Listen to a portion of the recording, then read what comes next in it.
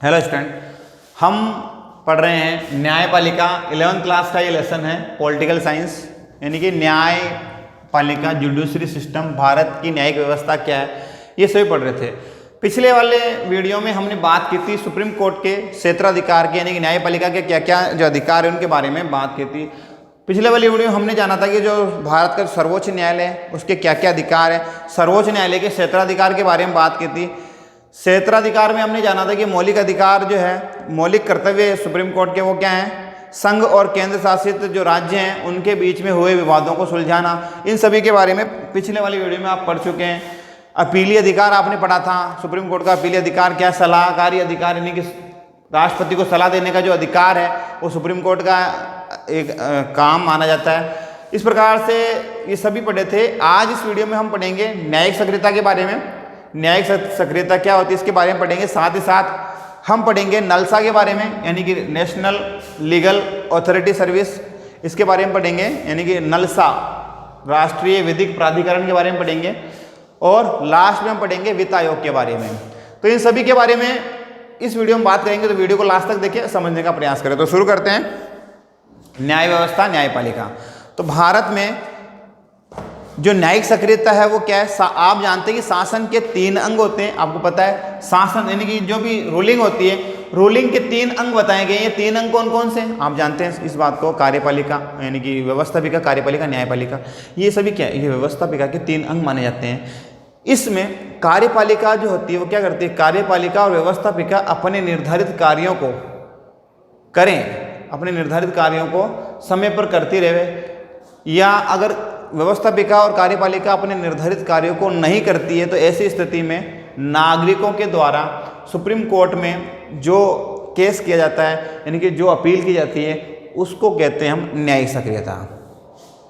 यानी कि व्यवस्थापिका और कार्यपालिका के द्वारा निर्धारित किए गए कार्यों को नहीं करने की स्थिति में नागरिकों के द्वारा या मीडिया के द्वारा या किसी ऐसी संस्था के द्वारा जो याचिका लगाई जाती है, जो पिटीशन कोर्ट में डाली जाती है, उसको हम कहते हैं न्यायिक सक्रियता।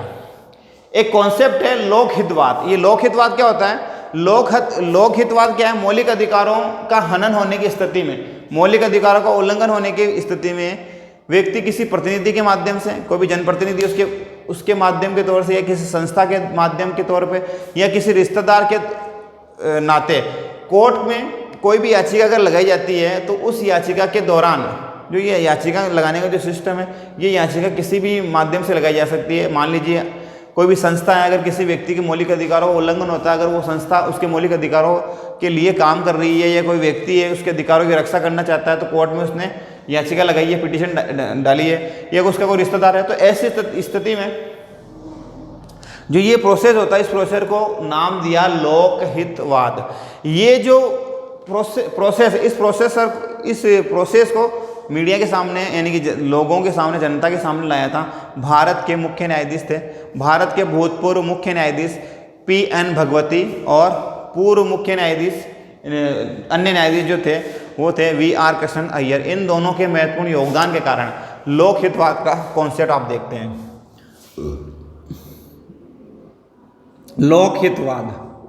लोकहितवाद जो है ये सुप्रीम कोर्ट के पूर्व मुख्य न्यायाधीश कौन, पूर्व मुख्य न्यायाधीश PN भगवती यानी मुख्य न्यायाधीश थे।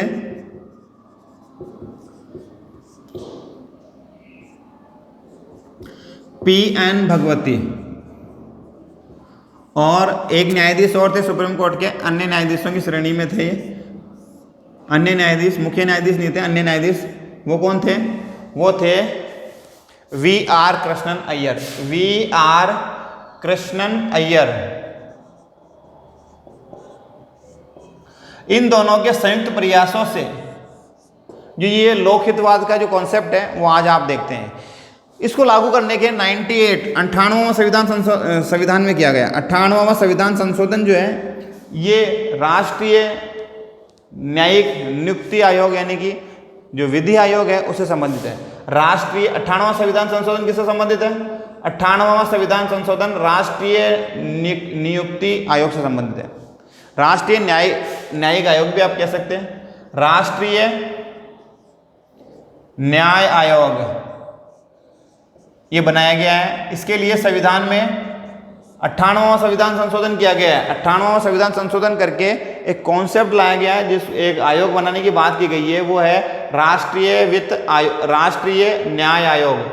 राष्ट्रीय न्याय आयोग, नेशनल लीगल कमीशन, इसका जो है कॉन्सेप्ट दिया गया है, इसको बनाने की बात की गई है। तो ये तो था लोकहितवाद यानी कि न्याय सक्रियता। न्याय सक्रियता किसे कहते हैं?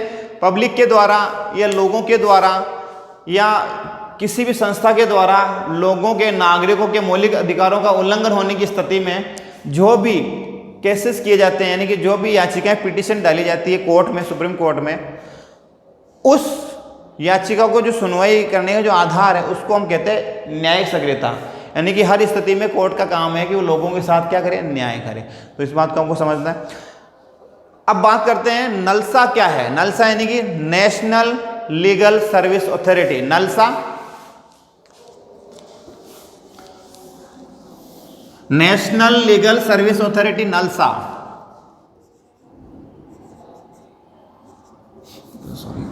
नलसा NLAS है। नलसा यानी नेशनल लीगल सर्विस अथॉरिटी, राष्ट्रीय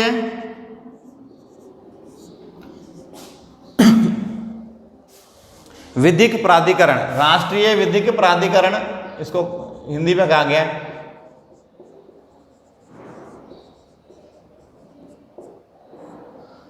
नेशनल लीगल सर्विस अथॉरिटी ये क्या काम करता है? संविधान का नीति निर्देशक तत्वों का एक अनुच्छेद है, अनुच्छेद 39A। 39A छोटा यानी कि ये छोटा ए वाला, छोटा ए से जो कैपिटल ए होता है, इसका मतलब ये है कि ये क्या है? इसी के अंदर अनुच्छेद 39 का एक भाग है, न कि एक नया अनुच्छेद है।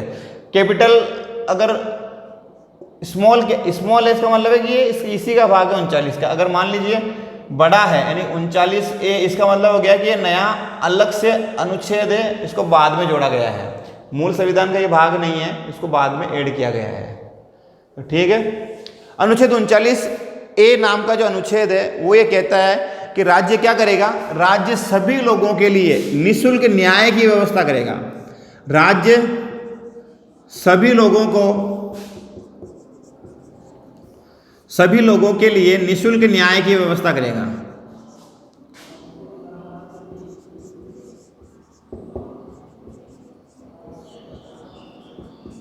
निःशुल्क न्याय की बात करता है नलसा। अनुच्छेद 39 के तहत राष्ट्रीय जो राज्य यानी सरकार है वो क्या करेगी? लोगों को निःशुल्क न्याय उपलब्ध करवाएगी और उनको विधिक सहायता उपलब्ध करवाएगी। विधिक सहायता की बात करता है, निःशुल्क न्याय की बात करता है। विधिक सहायता यानी कि एडवोकेट फ्री में उपलब्ध हो सकेगा उनके लिए।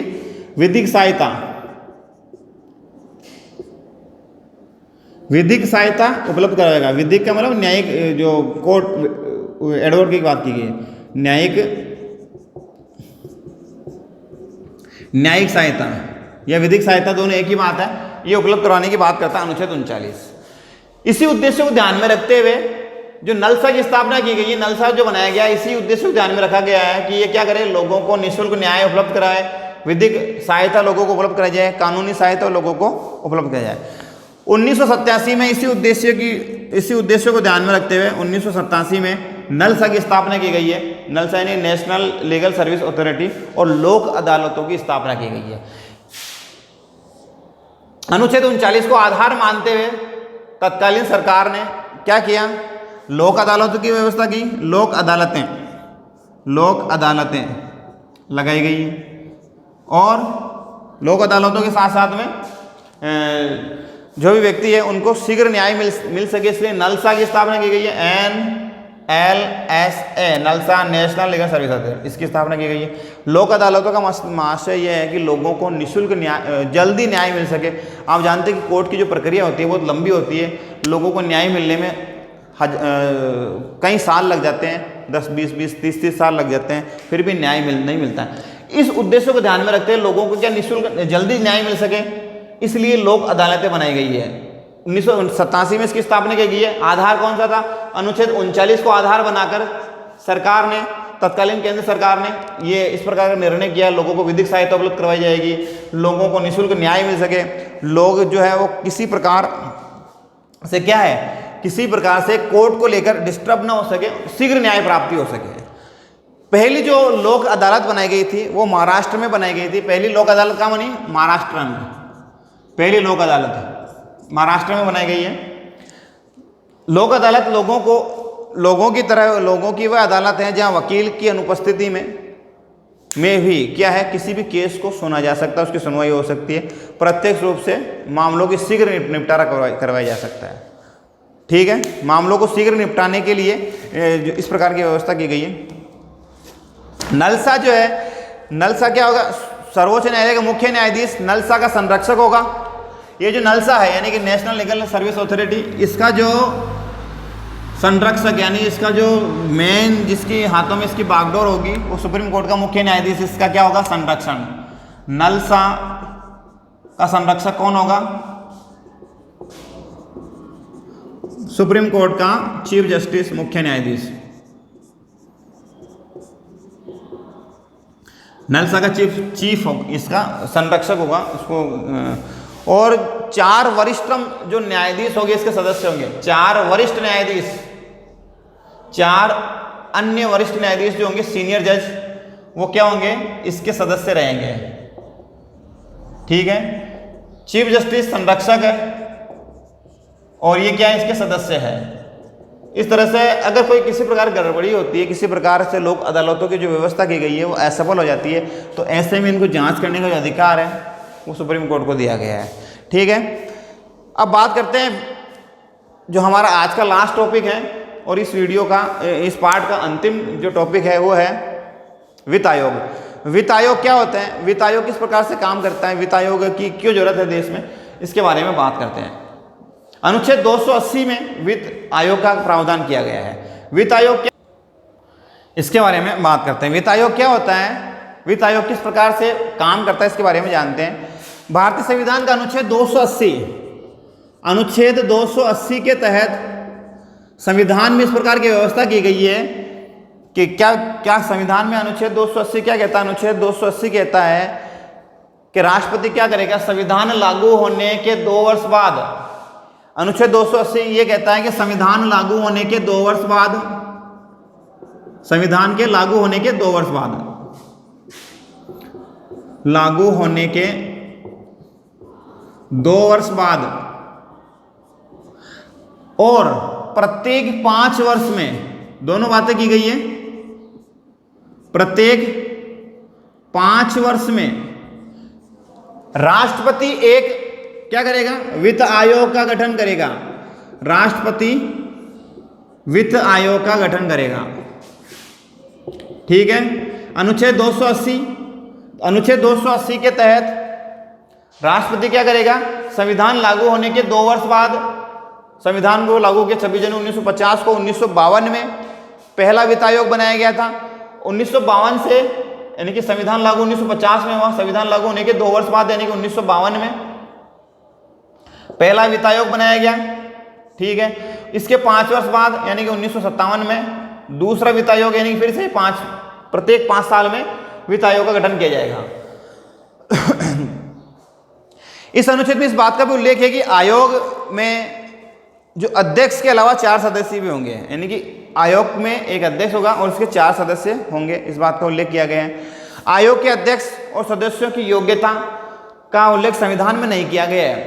अनुच्छेद 280 में इस बात का उल्लेख नहीं कि वित्त आयोग जो होगा इसका अध्यक्ष कौन होगा, कौन इसके सदस्य होंगे, इनके बारे में संविधान में किसी प्रकार की कोई जानकारी नहीं मिलती है। लेकिन इसी अनुच्छेद में ये स्पष्ट किया गया है कि इसकी योग्यता संसद के द्वारा निर्धारित की जाएगी।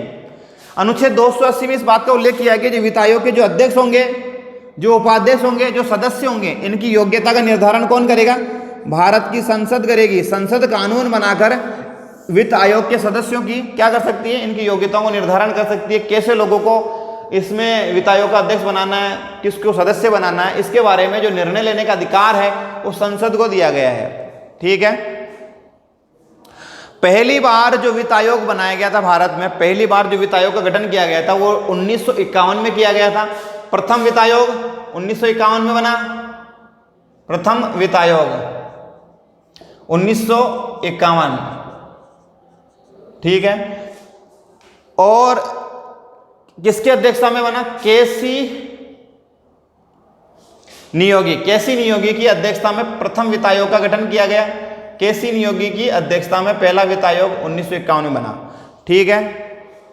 अब तक लगभग 14 वित्त आयोग बनाए जा चुके हैं, 14 वित्त आयोग अब तक गठित हो चुके हैं, ठीक है। अभी जो वित्त आयोग बनाया गया 2020 के लिए बनाया गया है, इसकी जो सिफारिशें हैं, इसको लागू करने का जो प्रावधान है वो 2024 से इसको लागू करने की बात की गई है। वर्तमान में जो वित्त आयोग बनाया गया है वो 2020 का वित्त आयोग बनाया गया है, जो 1 फरवरी 2020 में क्या है इसको रखा गया था संसद में, और इसकी अध्यक्षता के इसको रखा गया है। और इस बिल, ये वित्त आयोग जो होगा, इसकी सिफारिशें जो हैं वो 2024 से देश में लागू की जाएगी, यानी कि अभी वर्तमान का 2024 में लागू होगा, ठीक है। अभी वाला जो वित्त आयोग है वो 2015 में बनाया गया था, 2015 से लेकर 2020 तक जो वित्त आयोग है उसकी सिफारिशें चल रही है, उसको माना जाएगा, ठीक है। अनुच्छेद 281 में इस बात का उल्लेख है कि वित्त आयोग अपनी रिपोर्ट राष्ट्रपति को देगा और राष्ट्रपति संसद में उस रिपोर्ट को रखवाएगा, ठीक है। अनुच्छेद 281 इस बात का उल्लेख है, अनुच्छेद 281, राष्ट्रपति क्या करेंगे? राष्ट्रपति वित्त आयोग की जो भी रिपोर्ट होगी, उस रिपोर्ट जो भी अध्यक्ष होगा वित्त आयोग के, जो भी अध्यक्ष है वो अपनी रिपोर्ट किसको सौंपेंगे? राष्ट्रपति को सौंपेंगे। राष्ट्रपति फिर क्या करेंगे? उसको संसद में रखवाएंगे, ठीक है। वित्त आयोग के कार्य क्या होते हैं? वित्त आयोग क्या काम करता है, क्या कार्य है? वित्त आयोग के कार्य इस प्रकार से, वित्त आयोग के कार्य क्या है? अनुच्छेद 280 में बताए गए हैं, 280 में बताए गए हैं। वो क्या बताया गया? पहला कार्य क्या है? केंद्र और राज्यों के बीच में करों का बंटवारा करना वित्त आयोग का कार्य है। केंद्र और राज्यों के बीच में करों का बंटवारा करना, केंद्र और राज्य सरकारों के बीच में जो शक्तियों का आवंटन किया गया, उनमें जो जो जो सब विषय दिए गए, उन विषयों में क्या क्या पावर, क्या काम है, उनका बंटवारा करना भी क्या है? वित्त आयोग का कार्य है, ठीक है। ये कौन कौन से कार्य, इनको एक बार पढ़ते हैं। वित्त आयोग के कार्य क्या क्या है, ये बात करते हैं। वित्त आयोग के कार्य, वित्त आयोग के कार्य, पहला कार्य क्या है? केंद्र सरकार और राज्य सरकारों के बीच में करों का बंटवारा करना वित्त आयोग का कार्य है। केंद्र सरकार और राज्य सरकारों के बीच में टैक्सेस जो है उनका निर्धारण करना, ये क्या है? वित्त आयोग का कार्य है। दूसरा कार्य क्या है? दूसरा सबसे महत्वपूर्ण कार्य वित्त आयोग का क्या है? केंद्र सरकार द्वारा राज्यों को दिए जाने वाले अनुदान के संबंध में मापदंड तय करना, यानी केंद्र सरकार जो राज्यों को जो भी अनुदान देती है, उस अनुदान के संदर्भ में, उन अनुदान के संबंध में जो मापदंड तय किए जाएंगे वो वित्त आयोग के द्वारा किए जाएंगे, ठीक है। इसके अलावा पंचायती राज संस्थाओं और नगर पालिकाओं को अनुदान देने की सिफारिशें करना, ये भी क्या है? ये भी वित्त आयोग का कार्य है। पंचायती राज संस्थाओं को जो फंड दिया जाएगा, नगर पालिकाओं को जो पैसा दिया जाएगा, उनकी अनुदान की जो मांग, उनकी सिफारिश करने का जो कार्य है वो क्या है? वित्त आयोग का कार्य है। 1990 तक गॉडविन फॉर्मूले के तहत इन सभी का निर्धारण किया जाता था। वित्त आयोग अपना कार्य करता था। वर्तमान में वित्त आयोग जो है वो प्रणब मुखर्जी फॉर्मूले के अनुसार कार्य करता है, जो भारत के पूर्व राष्ट्रपति रह चुके हैं प्रणब मुखर्जी, और हाल ही में उनका 31 अगस्त 2020 को उनका देहांत हो गया था, अब हमारे बीच नहीं है। यानी कि प्रणब मुखर्जी फॉर्मूला जो था उनके अनुसार क्या है? वित्त आयोग कार्य करता है। प्रणब मुखर्जी फॉर्मूले के तहत क्या है? वित्त आयोग अपना काम करता है। ये फॉर्मूला बनाया गया था 2005 में। वर्ष 2003 में फिक्सल बाल्टी एंड बजट मेजरमेंट 2013 ये लागू किया गया है, और अब राष्ट्रीय अनुशासन भी केंद्र सरकार के बीच में इसका विषय रह गया है। अब वित्त आयोग का एक और कार्य क्या है? राष्ट्रीय अनुशासन को स्थापित करना। वित्त आयोग का ये भी एक कार्य है, राष्ट्रीय अनुशासन को स्थापित करना। अब जो है राजकीय अनुशासन भी केंद्र और राज्यों के बीच में एक आधार बन गया है, यानी दोनों के बीच में क्या शक्तियों को लेकर टकराव ना हो। वर्तमान में जो वित्त आयोग की सिफारिशें हैं वो लागू की गई है प्रणब मुखर्जी फॉर्मूले के तहत। प्रणब मुखर्जी फॉर्मूले के तहत 2005 में ये सिफारिशें लागू की गई है। तो आपने इस वीडियो में आपने इस वीडियो में जो सुप्रीम कोर्ट है उसके विशेषाधिकार को जाना, न्यायिक सक्रियता के बारे में पढ़ा, लोक हितवाद के बारे में पढ़ा और वित्त आयोग के बारे में पढ़ा। अगले वाले वीडियो में हम बात करेंगे इस जो आपकी ये बुक है पॉलिटिकल साइंस की, इसके अगले वाले लेसन 7 के बारे में। तो आज के लिए इतना ही, मिलते हैं फिर से नए वाले वीडियो में। थैंक्स फॉर वॉचिंग, धन्यवाद।